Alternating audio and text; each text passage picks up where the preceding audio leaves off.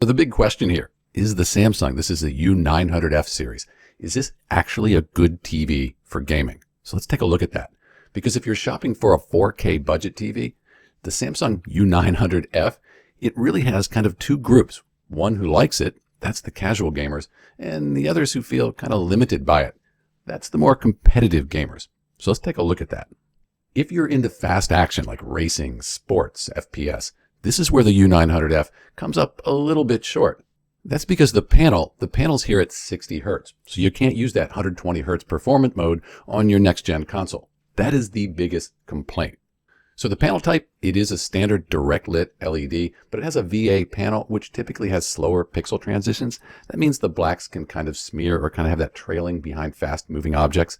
And the VRR, it struggles below 48 frames per second. So demanding games, you kind of can see stuttering there. So bottom line, for competitive players, it works, but it's not ideal.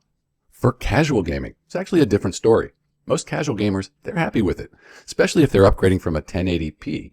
That 4K picture looks great for the price, and for family gaming and general play, performs really well. One thing people mention is the Samsung Gaming Hub. That's Samsung's built-in cloud platform, so it lets you stream and play games even if you don't own a console. So many people like that.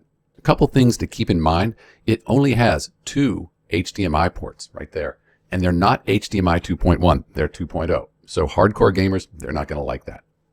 So the big takeaway, if you're a competitive gamer, this is going to feel limited with that 60 Hertz panel and the motion clarity. If you're a casual gamer, you're going to be pretty happy. And overall, looking at the reviews here, this is a well-reviewed TV. People that buy the TV like it. So next up, jump to my website, tvsimplified.com, or watch this video on the U8000F.